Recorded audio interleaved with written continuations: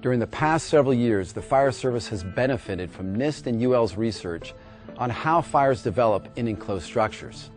They have taught us about how fast fires progress and how much energy is released when modern materials burn. We have learned the importance of controlling the fire by limiting the available oxygen. This research has resulted in significant changes to how we fight fires.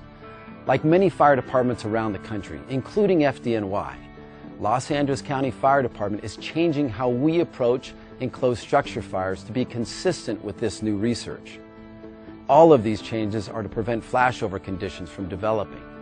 We're changing a very old tradition of fire attack, where we don't flow water until at the seat of the fire. Now we are saying that it's okay to flow water above you into the smoke, which we know is fuel. This will cool the space around you. Also, by controlling the entry door, we limit the amount of fresh air that enters the building, thereby limiting the fire's growth. UL studies have shown this to be very effective in reducing temperatures and decreasing the potential of flashover. The first arriving engine to a structure fire has a lot of work to do in a short amount of time, especially if you're at scene with a 3-person crew. If you are arriving with a 4-person crew, one firefighter will be assigned door control, while the other firefighter and captain advance the line. As the door control firefighter, your job is to control the flow path of fresh air to the fire. You are trying to keep the fire ventilation limited or oxygen deprived. When the door control firefighter arrives at the entry point, the firefighter will assess the door. If the door is open, close it until the line is ready to be advanced.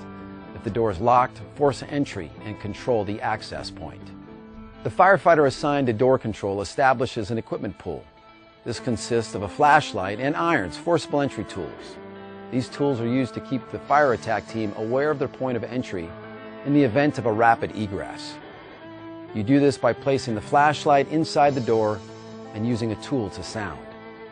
After the fire attack team has entered the structure, the door control firefighter places the flashlight inside the door and then closes the entry door 2/3 of the way to control the flow path. If you are the door control firefighter, you need to assist the fire attack crew by feeding the line past the door. Your hand needs to be on the attack line to assist with hose advancement or withdrawal, and so you know when the attack crew is flowing water. Having your hand on the line is critical. This informs you when water is flowing so you can coordinate ventilation at the door. The door control firefighter will advise the fire attack crew of changing conditions.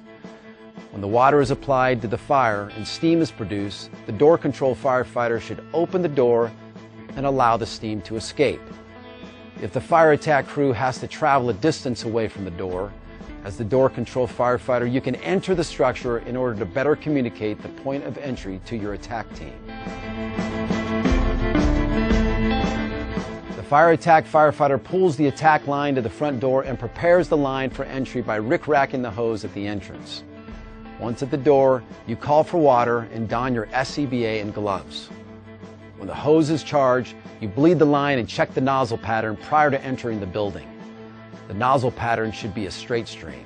Before entry, check for heat by applying a short burst of water onto the upper third of the door. If steam is produced, you know you have heat. The next several tasks of the team is critical to limiting the fire's growth and effectively getting inside to control the fire. As the nozzle firefighter and the captain are ready to advance inside the door control firefighter opens the door cautiously. Once the door is cracked open, the firefighter at the nozzle flows a straight stream at the ceiling to check the temperature. If the water is converted to steam and doesn't return in the form of water droplets, this indicates high heat at the ceiling.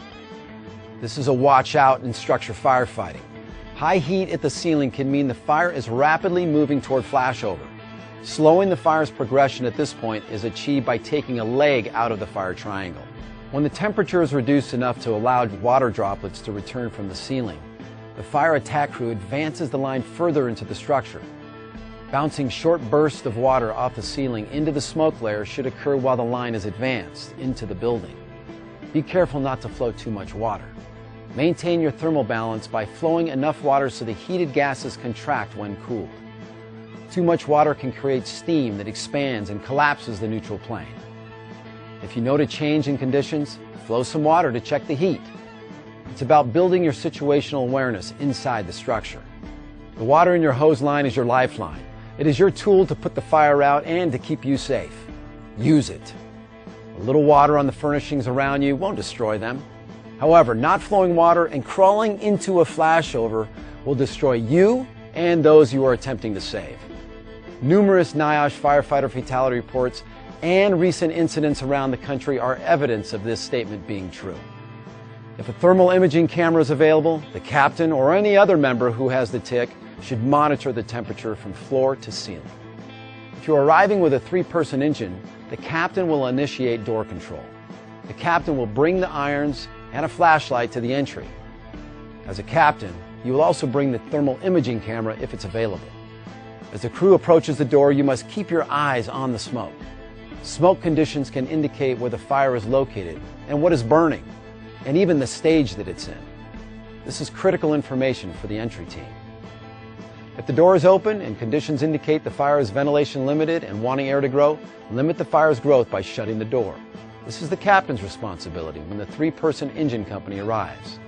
If the door is locked, force entry and control the access. After the attack line is charged, the firefighter specialist will assume the door control position until relieved by the next arriving unit. We understand that this is something new. Well, convince yourself of the value of this information by reviewing the research. And refer to the hands-on drill plan posted in Blackboard.